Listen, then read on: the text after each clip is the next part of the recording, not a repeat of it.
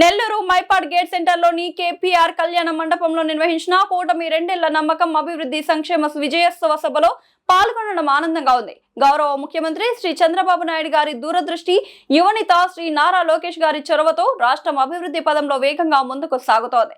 సంక్షేమం, అభివృద్ధి రెండింటినీ సమన్వయం చేస్తూ ప్రజల జీవితాల్లో సానుకూల మార్పులు తీసుకురావడమే కూటమి ప్రభుత్వ లక్ష్యంగా పనిచేస్తోంది.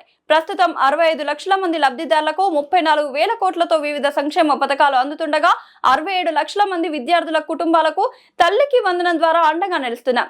రైతులకు ఏడాది 20,000 ఆర్థిక సహాయం, మహిళలకు ఉచిత బస్సు ప్రయాణం, ఉచిత గ్యాస్ సిలిండర్ల వంటి హామీలను అమలు చేస్తున్నాం. అనే రోజుల్లో మేమున్నాం అంటూ ముందుకొచ్చిన కార్యకర్తలందరికీ వందనం, పాదాభివందనం తెలియజేస్తున్నాం. ఎందుకంటే బిర్యానీ పెడతామంటే ఎవరైనా వస్తారు, లాఠీతో కొడతామంటే ఎవరు వస్తారండి?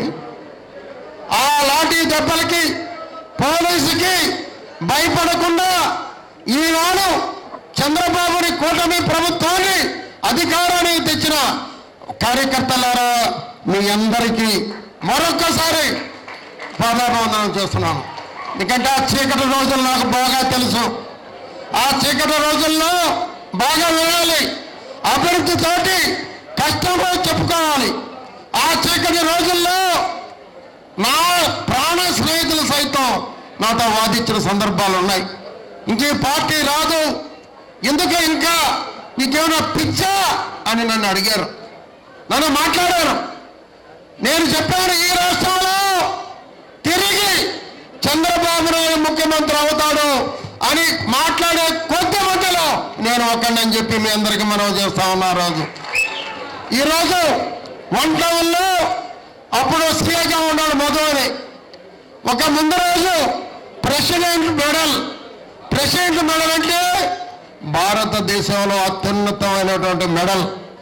క్వార్టర్ బాట్లకి ఆ పేరు పెట్టి జగన్మోహన్ రెడ్డి రిలీజ్ చేస్తే రాత్రి 12 గంటలకు అనుకొని ఉదయాన్నే దానికి ధర్నా చేస్తే మధులో మొత్తం పోలీస్ అంతా ఒక బ్రాంచ్ షాప్ దగ్గర చెప్పా.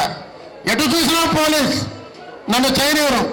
అన్ని క్వార్టర్ బాటిళ్ళు ఒక పూలమాలగా చేసి వాళ్ళని తప్పించి ఇంకో బ్రాంచ్ షాప్ దగ్గర చేశా. అప్పుడు అడిగాను నన్ను మధుబాబు, ఏం సార్ మీరు ఒక్కరే చేస్తున్నారు ఏంటి అని. నాకు పిచ్చిలేని చెప్పాను.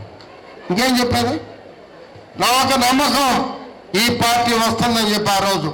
ఎందుకంటే ఈరోజు చంద్రబాబు నాయుడు ఈ రాష్ట్రంలో ఒక రాజనీతిజ్ఞుడు ఎవరంటే చంద్రబాబు నాయుడు గారు. దాని తర్వాత రాజనీతిజ్ఞుడు ఎవరంటే మన పొంగూరు నారాయణ గారు అని చెప్పి నేను మనం చూస్తా ఉన్నా.